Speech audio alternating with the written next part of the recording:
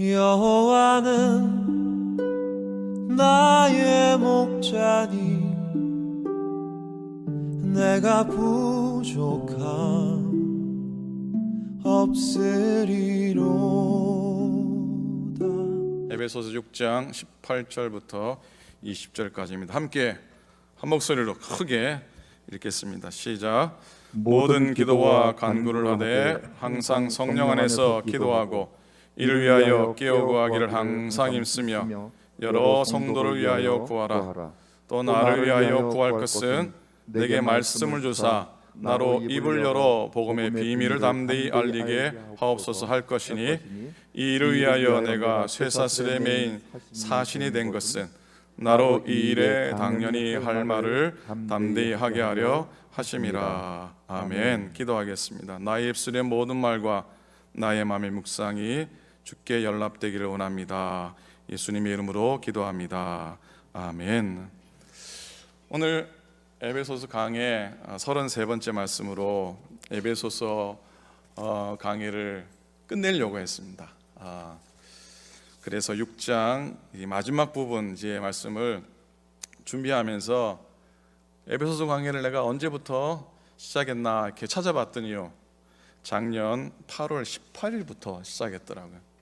다음 주면 어떻게 됩니까? 다음 주면은 정확하게 1년이 되는 주예요. 그래서 오늘 원래 묵상할 말씀을 탁 쪼개왔습니다. 쪼개왔어요. 히브리서 4장 12절 보면 이런 말씀이 있죠. 하나님의 말씀은 어떻게 해요? 살아있고 활력이 있어 좌우의 날선 어떤 검보다도 예리하여 혼과 영과 및 관절과 골수를 찔러 어떻게 해요? 쪼개기까지 하며 또 마음의 생각과 뜻을 판단하나니 그랬어요. 그래서 오늘 말씀에는 쪼개는 능력이 있으니까 저도 본문을 좀 이렇게 나누어서 18절부터 20절까지 석절의 본문으로 함께 은혜를 나누기 원하고, 다음 주일에는 이제 1년의 긴 시간에 예배소 강의 말씀을 마감하려고 합니다. 여러분, 오늘 이 석절의 말씀을 읽으면서 여러분 어떤 느낌을 받으셨는지 모르겠습니다. 저는 이 석절의 말씀을 읽으면서 사도 바울이 마지막으로 강조하고 싶은, 마지막으로 증거하고 싶은, 마지막으로 부탁하고 싶은 소중하고 중요한 것들이 이 속에 다 들어가 있다는 걸 저는 깨달았고 확인할 수가 있었습니다. 먼저 에베소 교회 성도들에게는 기도와 말씀에 대한 부탁이고요, 그리고 바울 스스로 자기 자신에게는 쇠사슬에 매인 사도로서의 자기의 모습, 자기의 삶, 자기의 정체성에 대한 고백을 담고 있습니다. 그래서 오늘 말씀의 제목을 기도와 말씀, 쇠사슬과 사신이라 정해봤습니다. 한번 따라해 보시겠습니까? 기도와 말씀, 쇠사슬과 사신. 예. 에베소 6장을 우리가 오랫동안 묵상했는데요, 이 6장에서 하나님께서 믿음의 성도들에게 악한 마귀와 전쟁에서 이기기 위해서 전신갑주를 입으라고 말씀하신 후에 18절에서 하나님의 전신갑주를 입고 활동할 수 있는 생명력에 있는 사람이 되라고 말씀하십니다. 그런데 그 사람은 어떤 사람인가 하면 바로 어떤 사람입니까? 기도하는 사람이라는 것이죠. 18절을 다시 한 번 더 읽었으면 좋겠습니다. 같이 읽겠습니다. 시작. 모든 기도와 간구를 하되 항상 성령 안에서 기도하고 이를 위하여 깨어 구하기를 항상 힘쓰며 여러 성도를 위하여 구하라 그랬습니다. 연세가 많으신 어르신들이 가끔 옷이 무겁다라고 말씀을 하시곤 합니다. 옷이 무겁다 그래요. 그러니까 옷을, 두꺼운 옷을 입고 있기조차도 무거울 정도로 기력이 없다는 말씀이죠. 어떤 사람은 명품 옷, 명품 가방이 최고라는데 연세가 많이 드시는 분 보니까 명품이 뭐가 없고요, 뭐가 좋습니까? 가벼운 게 최고라고 말씀하십니다. 가벼운 게 최고라고. 여러분, 전쟁터에서 힘이 있는 사람에게 갑옷도 도움이 되는 겁니다. 갑옷을 입고 힘이 없어서 간신히를 하고 제대로 활동을 못하는데 갑옷이 무슨 의미가 있겠습니까? 마찬가지예요. 하나님은 전신갑주에 대해서 말씀하신 후에 갑옷을 입고 마귀와 싸워 이길 수 있는 영적인 힘이 있어야 한다라고 말씀하시죠. 그 영적인 힘은 어디에서 오느냐? 기도로부터 시작되는 줄로 믿습니다. 아멘입니까? 아멘. 사람이 호흡을 하지 못하면 죽습니다. 마찬가지로 성도들이 하나님과의 영적인 교제를 소홀히 하고 그러면 영적으로 마르고 빈약해져서 제 역할을 하지 못합니다. 기도를 통해 영적인 힘을 공급받을 때 전신갑주를 입고 마귀와 싸워 이길 수가 있는 것이죠. 오늘 18절 말씀에 세 가지의 기도가 나옵니다. 첫 번째는 모든 기도와 간구를 하되 그랬어요. 기도를 우리가 보통 드리는 흔히 보통의 기도라고 한다면 간구는 기도보다도 좀 더 간절하고 긴박한 상황에서 하나님의 도우심을 구하는 그런 간절함의 기도를 할 수 있을 겁니다. 모든 기도와 간구를 하라. 그리고 두 번째 18절 마지막 부분에 성도를 위하여 구하라고 합니다. 자신의 문제만 가지고 기도하지 말고 다른 사람의 문제를 가지고 기도하라는 거예요. 하나님과 저 사람 사이의 기도 가운데 네가 잠시 들어가서 그 사람을 위해서 기도할 수 있어야 한다는 거예요. 기도의 폭이 어떻게 넓어져야 되고 기도의 깊이가 깊어져야 한다고 말씀하십니다. 하나님은 에베소 교회들의 성도들이 영적으로 더 깊어지고 넓어지는 용사가 되기를 소망하고 계신 겁니다. 세 번째로요, 정해진 시간이 아니라 모든 시간 속에서 드리는 기도입니다. 18절에서 여러분이 똑같은 단어가 두 번 나오는 걸 아시겠습니까? 뭐가 두 번 나옵니까? 예, 항상, 기도란 말도 두 번 있긴 있네요. 항상이라는 말이 두 번이 나오지요. 항상 성령 안에서 기도하고 또 깨어 구하기를 항상 힘쓰며. 항상이란 말은 뭡니까? 항상이란 말은 언제나라는 뜻이죠. 개역 성경에는 뭐라고 되어 있는 줄 아십니까? 개역 성경에는 무시로라 돼. 무시로. 여러분, 무시로가 어떻게 유명합니까? 우리 가수 나훈아가 부른 무시로가 있습니다. 그죠? 아세요? 제가 불러드릴까요? 이미 와버린 이별인데 슬퍼도 울지 마세요. 그 뒤에 가면요, 무시로 무시로 그리울 때 그때 울어요 그러는데, 우리는 무시로 그리워올 것이 아니라 무시로 깨어 기도해야 할 줄로 믿습니다. 어느 목사님이 당신이 어릴 적 다녔던 교회에 대한 얘기를 하셨어요. 지금은 불타가 없어졌는데 그 예전에도 창고처럼 아주 텅 빈 집에 강대상 하나 놓여져 있는, 그리고 아무것도 없는 성전인데 그 강대상 뒤로 바로 뒤에 나무판을 하나 걸어 두셨다고 합니다. 그 나무판에는 깨어 기도하라, 깨어 기도하라, 오로지 그 한 구절을 새겨 놓았다는 것이죠. 깨어 기도하라. 그래서 늘 어릴 적에 늘 교회 가면은 교회 문을 열고 들었으면 항상 깨어 기도하라, 십자가 뒤에 강단 뒤에 깨어 기도하라, 그게 늘 눈에 들어왔고 그 구절이 이 목사님의 인생을 바꾸어 놓았다고 해요.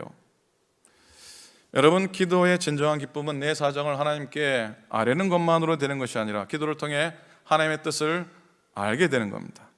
기도하며 가장 기쁠 때가 언제냐면 하나님의 뜻을 깨닫고 내가 가지고 있는 욕심과 욕망으로부터 자유로워질 때입니다. 말씀을 읽어도 기도를 드려도 결국은 하나님의 뜻을 바르게 알고 나를 쳐서 복종시키는 순간이 가장 기쁨의 순간이에요. 자기의 힘으로 기도하는 사람은 곧 지쳐버립니다. 쓰러집니다. 그러나 성령의 인도하심을 사모하며 성령 안에서 기도하는 사람은 기도의 기쁨과 생명력을 깨닫게 될 줄로 믿습니다. 기도는 하나님의 뜻을 깨닫는 것이고 하나님의 힘을 공급받는 통로입니다. 기도는 믿음의 사람에게 생명과 같은 것입니다. 기도를 통해 하나님의 생명의 힘을 공급받지 못하는 사람에게 하나님의 전신갑주를 입으라, 굉장히 부담스러운 이야기입니다. 굉장히 부담스러운 일입니다. 그 전신갑주를 입고 활동할 수 있는 힘이 없기 때문입니다. 영적인 생명력을 기도로 통해 공급받은 사람이 하나님의 전신갑주를 입고 마음껏 활동하면서 악한 마귀와의 싸움에서 승리할 수가 있는 거예요. 그래서 기도의 거룩한 습관을 가질 때 주님의 놀라운 능력이 우리 가운데 역사할 줄로 믿습니다. 기도의 거룩한 습관을 훈련해서 하나님의 전신갑주를 입고 승리하는 삶을 우리가 다 살아갈 수 있기를 간절히 부탁을 드립니다. 아멘. 19절로 넘어갑니다. 함께 다시 읽겠습니다. 19절. 또 나를 위하여 구할 것은 내게 말씀을 주사 나로 입을 열어 복음의 비밀을 담대히 알리게 하옵소서 할 것이니 그랬습니다. UCLA의 제러드 다이아몬드 교수가 쓴 유명한 책이 있습니다. 총, 균, 쇠라고 하는 그런 책입니다. 이 책은 아주 좋은 책이어서 퓰리처상을 받은 책인데 인류의 문명사를 얘기하는 데 유익한 책입니다. 무슨 말이냐면 뭡니까? 무기와 병균과 금속이 인류를 어떻게 바꾸어 놓았나 그 이해하는 데 도움이 되는 책입니다. 특히 유럽이 세계를, 특히 이 남미 대륙을 정복한 힘의 원천에 대해서 얘기를 하고 있는데요. 그 중에 참 흥미로운 것은요, 승리의 가장 큰 원인은 뭐냐면 전염병이었다는 것이죠. 전염병. 유럽에서 온 그 천년두나 혹은 여러 역병이 인디안 사이에 퍼지기 시작했고, 잉카의 황제가 그것 때문에 죽고 후계자도 죽고 각종 전염병으로 2천만이나 되던 남미 인디안들의 95%가 죽었다고 추정이 될 정도라고 합니다. 고대 그리스 또한 역병, 전염병 때문에 망했다고 합니다. BC 5세기 펠로폰네소스 전쟁 때 아테네 인구의 4분의 1이 역병으로 생명을 잃어서 결국은 아테네가 전쟁에서 지고 그리스 전체가 쇠퇴의 길에 들어섰다고 해요. 그리고 그 악명 높은 1346년부터 1352년에 무슨 병입니까? 흑사병. 유럽 인구의 4분의 1을 죽게 만듭니다. 어떤 도시에서는 전체 인구의 70%가 죽었다고 해요. 1804년 장티푸스로 하와이 인구가 50만에서 8만 4천 명으로 감소했고요. 1875년 피지라고 하는 섬나라의 인구가 홍역으로 4분의 1이 줄었다고 합니다. 질병은 인간을 죽이게 하는 큰 요소일 뿐 아니라 역사를 변화시키는 결정적인 요인이 되었다는 거예요. 1918년부터 1920년까지 1차 세계대전 막바지 전 세계를 뒤덮었던 인플루엔자, 무슨 독감입니까? 스페인 독감이 무려 2,100만 명을 생명을 앗아갑니다. 2차 세계대전 때도 부상으로 사망한 사람보다 세균으로 희생된 사람이 더 많다고 합니다. 이런 유행병은 인류에게 언제 덮칠지 모른다는 것이죠. 인간이 지구에서 가장 무소불위의 힘을 가지고 있고 최첨단의 의료기술을 가진 절대 강자인 것처럼 보여도 보이지 않는 미생물, 바이러스에 속절없이 쓰러지고 있습니다. 코로나로 인한 오늘의 현실도 아마 나중에 후세들이 오래 기억할 것 같아요. 2020년 이런 일이 있었다. 코로나 바이러스로 온 세계가 아주 혼쭐이 났다라고 하는 그런 기록이 남을 것 같습니다. 여러분 생에 이런 일들을 겪어본 적이 없잖아요. 적어도 7, 80년 이내에는. 어제까지 전 세계에 코로나로 인해서 72만 5천 명의 생명이, 그리고 미국에서만 16만 5천 명의 생명이 삶을 마감했습니다. 그런데 앞으로 연말까지 미국에서 30만 명 가까이 희생자가 나올 수 있다고 하는데 걱정입니다. 그런데 코로나 환자가 늘면 사람들이 마스크를 잘 착용하고 사회적 거리두기도 잘 지키는데 환자가 감소하면은 또 이렇게 느슨해지는 바람에 이 코로나 사이클이 다시 돌아온다 하지 않습니까? 미국의 95%가 지금부터라도 마스크만이라도 제대로 착용한다면 12월까지 7만 명의 생명을 살릴 수 있을 거다. 나도 살고 남도 살리는 방법이 마스크를 잘하는 것이래요. 어떤 학자가 그럽니다. 백신이나 치료제가 나오지 않는 어떤 바이러스가 이 땅에 나오면 인류의 3분의 1이 아마 생명을 잃을지 모른다고 주장하는데, 역사적으로 보고 오늘의 우리 현실을 보니까 이게 그저 그럴 수도 있겠구나라고 가볍게 넘길 수가 없게 됐어요. 자, 여러분, 오늘 우리는 말씀을 통해서 계속해서 영적 전투에서 승리하는 방법을 교훈받고 있는데, 오늘날 우리의 영혼과 정신을 무너뜨리는 세균 같은, 바이러스 같은 것이 뭘까 하는 것이죠. 세균처럼, 바이러스처럼 보이지 않는데 우리의 생명을 무력하게 만들고 쓰러뜨리게 만드는 게 무엇일까요? 유럽의 땅은 원래 100%에 가까운 기독교 국가였는데 유럽의 영혼을 초토화시킨 게 뭐라고 생각하십니까? 현재 유럽 교인의 주일 예배 출석률은 평균 3% 불과하고, 성경을 하나의 말씀으로 믿고 예수님의 십자가의 은혜를 믿는 복음적인 신자가 1%도 안 되는 나라가 47개국 가운데서 19개국이나 된다고 합니다. 영국은 매주마다 4개의 교회가 문을 닫고, 매주 교회에 출석하는 사람은 영국 인구의 2% 수준이고, 청소년 1000명 중에 4명만이 교회에 나오는 수준이 되었다고 합니다. 이 통계는 제가 알기에 한국에 적용해도 크게 다르지 않을 수도 있을 거예요. 이렇게 된 이유가 많은 이유가 있겠지만은 무엇보다 성경을 하나님 말씀으로 믿지 못하게 하는 사단의 전술 전략이라는 것. 신본주의에서 인본주의로, 인본주의에서 뭡니까? 물질주의로 흘러가면서 성경은 더 이상 하나님의 말씀이 아니라고 소리치죠. 절대적인 윤리를 잊어버리니까 양심이 마비가 되고, 지성이 마비가 되고, 영성이 마비가 되니 사단이 원하는 대로 이 세상을 흘러가는 것이죠. 사탄은 끊임없이 우리들에게 하나님의 말씀을 빼앗아 갑니다. 왜? 인간이 그러면 망하기 때문에.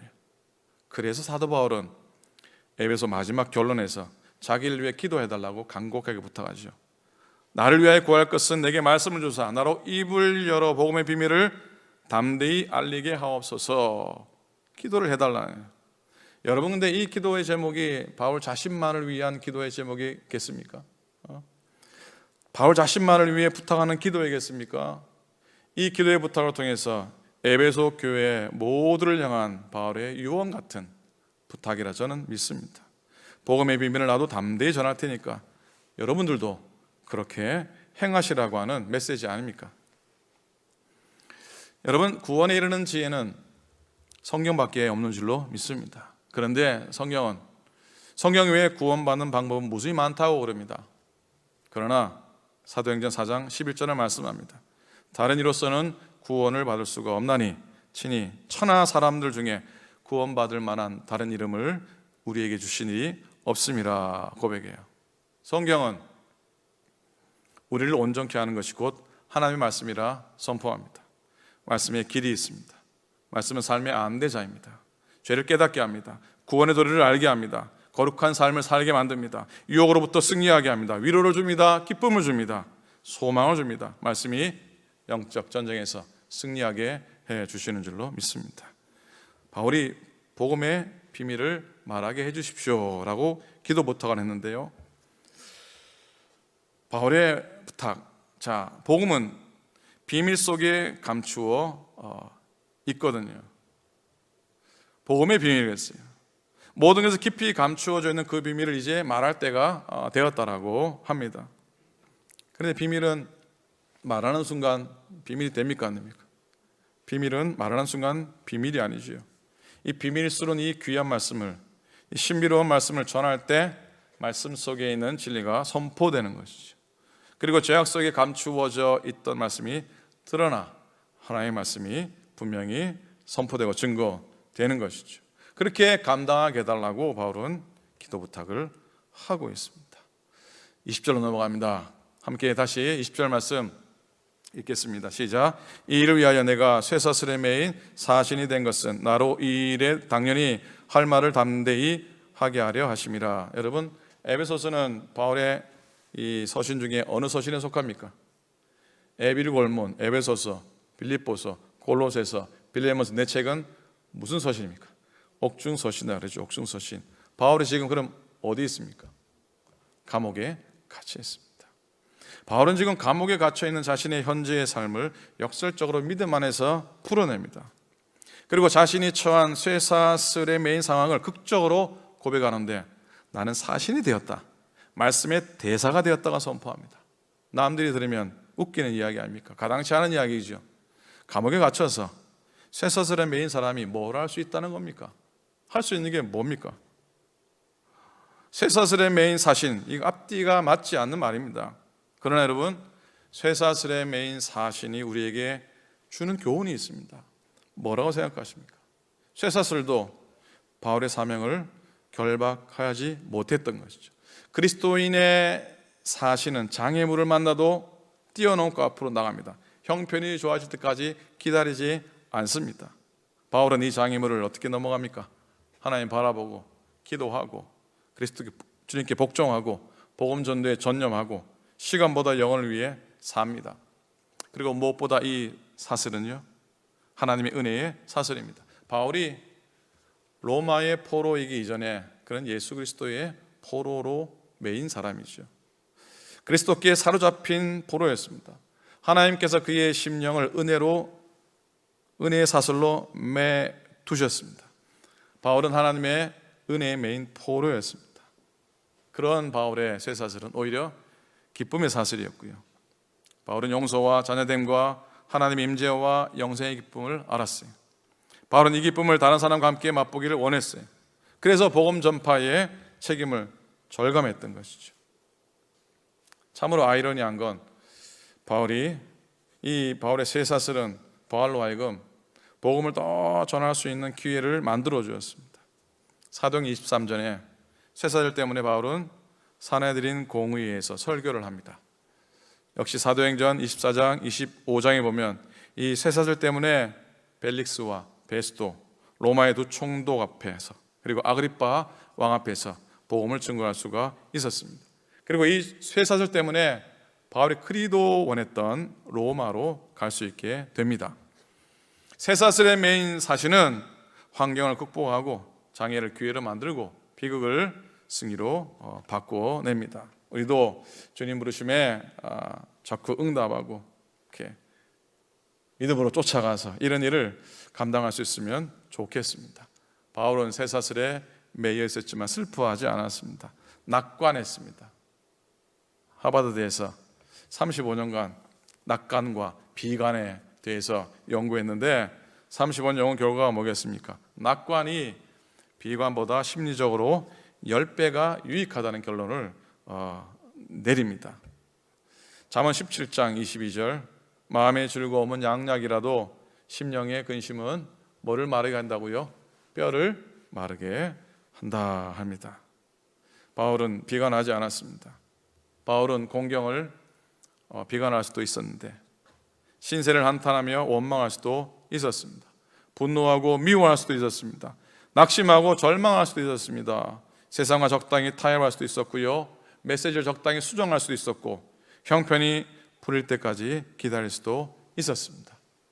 그러나 바울은 하나님이 사람을 허무와 실망과 낭비와 고독에서 건져내시려고 사랑과 능력으로 역사하신 것을 믿었습니다.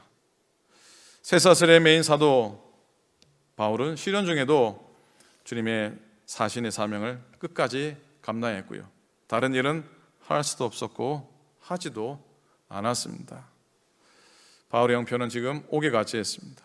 죄인의 몸으로 쇠사슬에 묶여 있습니다. 그의 평생의 사역의 영광은 다 어디로 가버린 겁니까? 하지만 여기서 쇠사슬과 사신이라는 두 단어가 어찌 보면 진정한 신앙인의 그 삶의 믿음의 실존을 그대로 보여준다고 생각합니다. 쇠사슬, 주님께 묶여 있었던 인생 바울입니다. 그의 인생의 말년은 진짜로 쇠사슬에 묶여 있었습니다. 그러나 그가 전한 복음의 말씀은 이 세상을 하나님의 은혜의 쇠사슬로, 구원의 쇠사슬로 이 세상을 꼭 다시 붙잡아 매게 하셨습니다. 그리고 그는 무엇보다도 하나님의 사신으로, 대사로, 특사로 평생의 삶을 드리게 됩니다. 바울은 일개 잡범으로 옥에 갇혀 있었던 게 아닙니다. 바울의 많은 곳 하나님의 말씀이었고요, 바울의 어깨에는 하나님의 명예가 달려 있었습니다. 그래서 바울은 자신이 담대하게 말할 수 있도록 위에서 기도해 달라고 부탁을 한 겁니다. 바울이 말을 잘해서, 바울이 지식이 출중해서, 자기가 깨달은 게 많아서 증거하는 것이 아니고요, 자기 입술로 전하는 말씀이 곧 하나님의 말씀이라는 깨달음 때문에, 하나님의 명예가 내 어깨에 달려 있다라고 깨달았기 때문에 담대하게 말하게 해달라고 기도를 부탁했던 겁니다. 여기서 담대하게라는 말은 왕이나 권력자는 어떤 위력 앞에서 두려워하지 않는 태도라 그러니 대단한 목숨을 걸고 말씀을 전하는 자세죠. 사도행전 4장 29절 사도행전의 사도들의 기도를 들려드립니다. 주여, 이제도 그들의 위협함을 굽어 보시옵고 또 종들로 하여금 담대히 하나님의 말씀을 전하게 하여 주시오며. 이 담대함은 인간의 의지에서 나온 것이 아니죠. 바로 우리 안에 계신 성령님이 주시는 확신에서 나온 담대함인 줄로 믿습니다. 당당할 수 있기를 바랍니다. 할 말을 할 수 있기를 바랍니다. 사랑하는 성도 여러분, 부디 기도와 말씀의 인생이 되시기를 축복합니다. 부디 코로나라고 하는 이 쇠사슬에 매여 있어도 그럼에도 불구하고 주님의 사신처럼 말씀 꼭 붙들고 말씀 전하고 말씀 위에 담대히 굳게 설 수 있기를 우리 주님의 이름으로 간절히 축원을 드립니다. 아멘. 아멘. 기도하겠습니다. 하나님, 기도와 말씀 위에 굳게 서게 하소서. 사도 바울처럼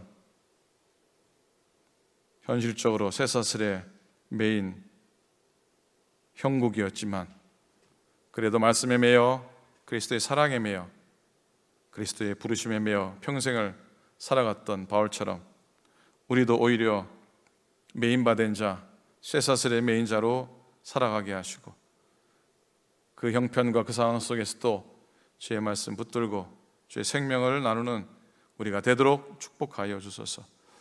오늘도 예배 가운데 임하는 모든 주의 종들에게 축복하시고 가정에서 예배하는 모든 주의 종들에게 같은 은혜를 베풀어 주시고 이 땅에 예배하는 모든 주의 백성들 가운데 거룩함을 덧입혀 주시옵소서. 이 땅의 아픔을 고쳐주시고 우리의 마음과 심령의 아픔들을 회복해 하시고 삶의 형편들을 주님께서 채워주시고 하나님, 이 폭풍이 지난 다음에 주의 영광의 빛 가운데 더불어 모든 교우들이 성전에 나와 예배하는 그날까지 우리를 지켜 보호하여 주시옵소서.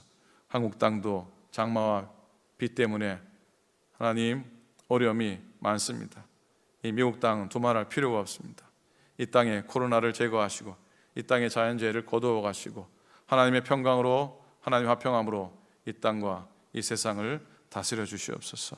주님의 은혜만을 기대합니다. 감사합니다. 예수님의 이름으로 간절히 기도드립니다. 아멘. 아멘. 여호와는 나의 목자니 내가 부족함 없으리로